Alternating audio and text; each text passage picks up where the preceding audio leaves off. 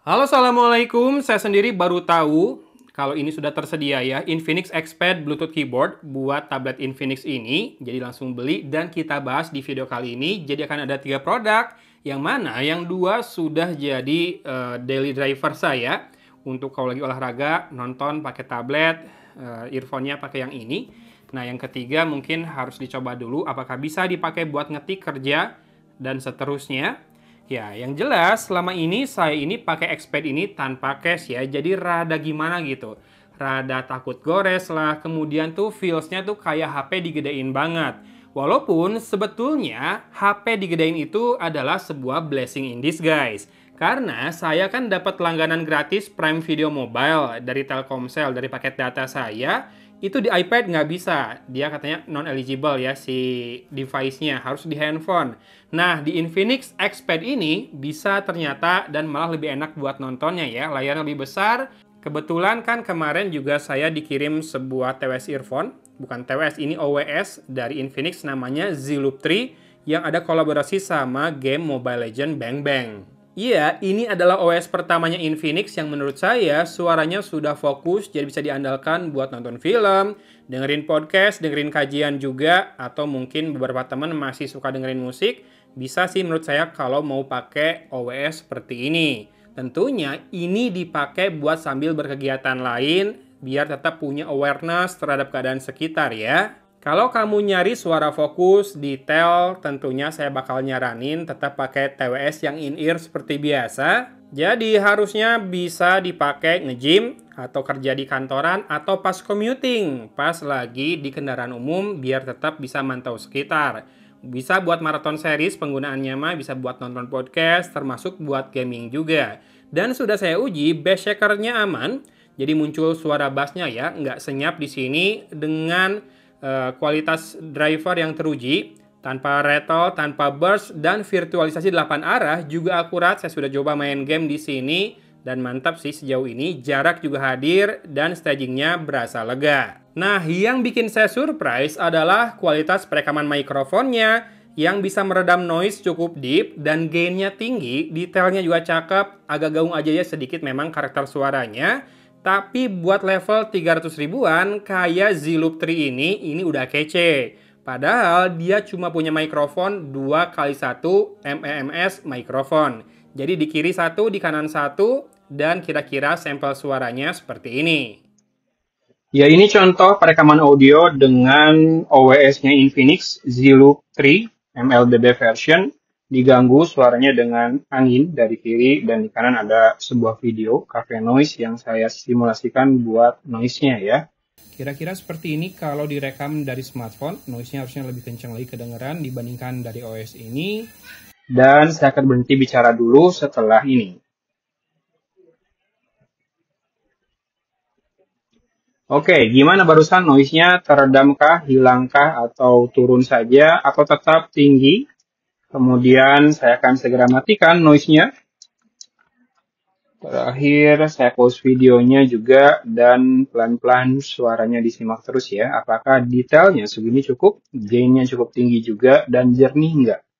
Kualitas perekaman audionya kira-kira bisa nggak dipakai main game atau buat komunikasi, video call, meeting online? Boleh komen ya. Kalau SQ-nya menurut saya masih sesuai dengan form faktornya, di mana OS adalah open, memang sulit bersaing sama in-ear, tapi tetap fokus dan berisi ya menurut penilaian saya, di mana bass-nya cukup kerasa punch-nya, walaupun memang lebih bumi, nggak bulat banget itu jelas, tapi masih kerasa ya, nggak hilang sama sekali, cukup fokus, dan vokal pastinya rada gaung, karena ini rada nonjolin bass. Tapi masih tetap bening kerasa, masih enjoyable dan cukup balance dengan treble yang open dan airy tapi tidak runcing di telinga. Meski agak mendem ya, walau kerasa masih cukup clear. Kalau menurut saya dapat di harga 309.000 sih di keep aja kalau sesuai dengan pola pakai kamu yang butuh awareness saat olahraga dan kerja misalkan. Lalu pas saya tes buat main game PUBG Mobile, ya saya main gamenya PUBG Mobile bukan MLBB, ekor langkah itu masih tersisa 3 langkah dengan suara gerakan yang masih sedikit tertinggal. Tinggal nyalakan game mode dengan tap 3 kali di sisi kiri, maka ekor langkah sudah turun jadi 2 langkah saja dan suara umum sudah jadi sinkron ya, kayak mendarat di tanah, udah pas lah kerasanya. Termasuk buat nonton video juga lebih sinkron pas dinyalain game mode ini. Kelebihan dari OWS seperti ini adalah baterainya yang lebih besar ya. Kayak misalnya ini 90 mAh nih per buds-nya. Dengan driver yang besar juga 16,2 mm meskipun versi Bluetooth-nya masih 5.3 dan kodeknya AAC saja serta tidak punya fitur multipoint. Nah, untuk waterproof rating, jangan takut bisa dipakai olahraga, sudah terbukti sama saya. Karena memang punya rating IPX4 buat buds-nya tapi tidak dengan case-nya ya. Nah, desain dari case-nya sendiri open seperti ini, jadi kamu bisa lepaskan dengan mudah kapanpun, termasuk tadi pas jatuh sama saya ke lantai, langsung terlepas kedua OWS-nya dari kiri kanan ini ya. Dan di sini ada indikator baterai buat nyimak sisa baterai dari case-nya ini berapa persen lagi, jadi nggak takut kehabisan, karena kamu bisa mantau terus ya posisinya. Yang warna hitam ini juga kece karena transparan seperti ini. Dengan branding MLBB tetap di sini tulisannya Mythic Immortal. Di sini ada logonya. Oke. Jadi buat anak muda cocok banget. Dan itu adalah akhir dari pembahasan Z-Loop 3 ini. Yang akan saya simpan di sini, rencana saya mau saya keep terus buat dipakai bareng Infinix Exped. Mungkin akan lebih sempurna kalau ada yang jual ini ya. Pensilnya sama screen protector yang Paperlike. Mungkin saya harus cari yang universal aja kali ya kalau buat coret-coret. Nah, sekarang kita akan unbox dan langsung pasangkan Bluetooth Keyboard Exped ini ke tabletnya langsung. Kemudian kalau kamu beli keyboardnya, yang akan didapat pertama adalah user manual. Ini Bluetooth keyboard ya, jadi harus dicas dan koneksinya pakai Bluetooth, nunggu pairing dan nunggu koneksi dulu. Nggak instan kayak kalau pakai Pogo pin magnetic charging. Bluetooth-nya versi 5.0. Oke, kemudian baterainya 430 mAh, harusnya sih awet-awet aja kalau keyboard mah. Kemudian yang akan didapat selain buku manual langsung casingnya. Nah, di sini ada sedikit penjelasan fiturnya. Dia punya multifunction shortcut. Kemudian keempat sudut tabletnya terlindungi dan pakai Type-C ya buat chargingnya.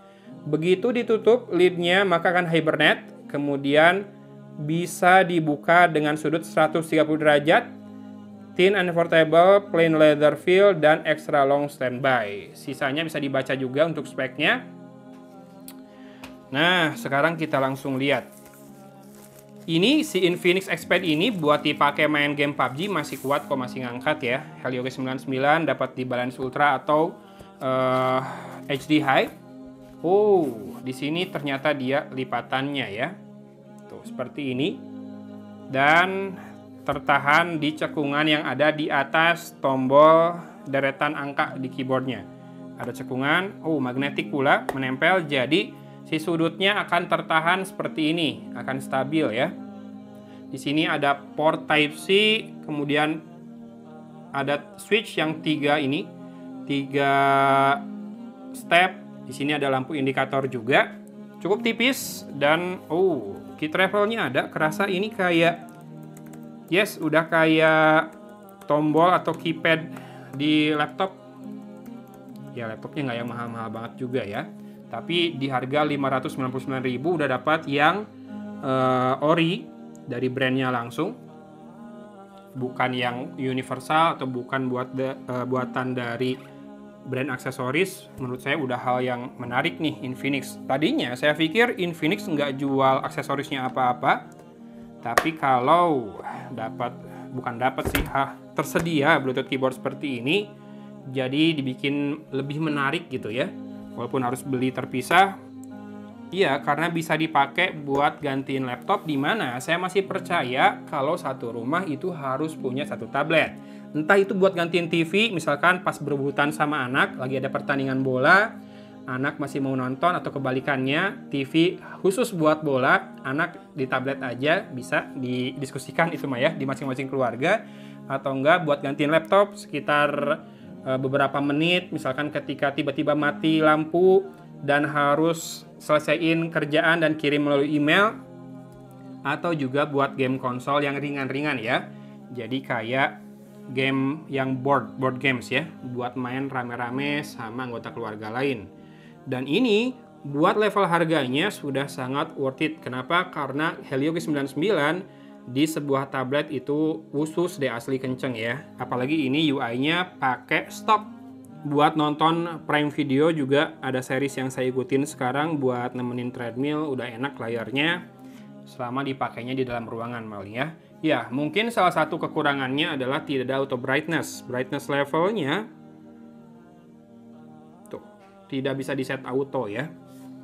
Ini kayak misalkan di video ini kelihatan agak gelap karena brightnessnya nggak naik. Padahal kalau dipenuhin sih cukup banget ya buat pemakaian indoor. Dan saatnya kita pairing. Saya sudah geser ke paling kanan. Oke, saya ngerti sekarang. Sebetulnya 2 step. Jadi off dan on saja, tapi masih bisa digeser ke pairing, tapi nanti dia otomatis balik lagi ke tengah. Jadi kayak ada pairnya gitu ya. Dia nggak terus-terusan berada di posisi pairing di kiri. Yuk kita langsung pairing dulu di Bluetooth pair new device dan langsung ketemu Expert Keyboard. Pair. Oke, sudah berhasil, tidak perlu masukin kode apa-apa di keyboardnya dan baterainya tersisa 81%. Oke, kita coba untuk mengetik di mana ya ngetiknya ya. Saya harus buka Docs dan bikin baru new document.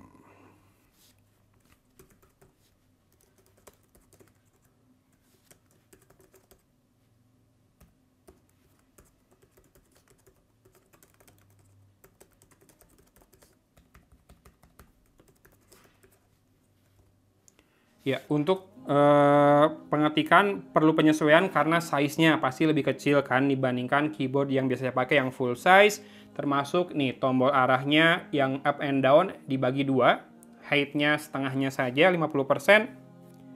Dan ya, dari keyboard ini kita bisa mengatur brightness juga, jadi lebih enak buat atur brightness sekarang ya, nggak harus masuk menu dulu. Kemudian bisa atur volume. Ada tombol home di situ dan ada tombol menu ya. Di sini yang titik 3. Ini tombol search.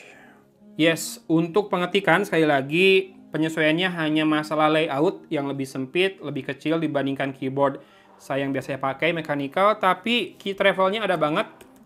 Bouncingnya enak.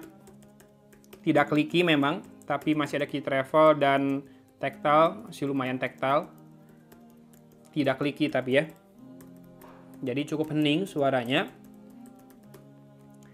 Ya, jadilah ini dia 3 produk Infinix yang sepertinya bakal saya pakai terus sehari-hari. Karena nggak bisa saya treadmill tanpa konsumsi konten. Bisa-bisa cepet capek ya. So, buat teman-teman yang misalkan pengen punya setup kerja, hiburan, kemudian juga multimedia, gaming, dan ya satu rumah, satu tablet, saya bisa persilahkan Anda mempertimbangkan setup seperti ini. Tabletnya sekitar 2 juta ya.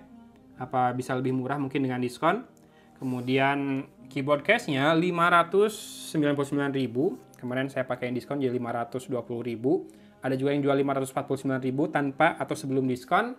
Kemudian OWS-nya yang bisa dipakai kerja tanpa menutupi suara dan nggak bikin budak, nggak bikin cepat lelah di harga 309.000. Semua produk ini akan muncul di kiri bawah video ini dan juga di deskripsi. Ya, tinggal PR saya adalah cari screen protector yang Paperlike dan cari universal stylus atau pennya ya, biar bisa enak juga buat surat coret. Kalau udah jadi setup ekonomis seperti ini kayaknya sayang sih buat dilepas lagi ya, mending saya pakai terus juga. Jadi silakan kalau mau diikuti seperti saya. Hatur nuhun sudah nyimak videonya. Dari Kota Cimahi, Agun pamit undur diri. Wassalamualaikum warahmatullahi wabarakatuh.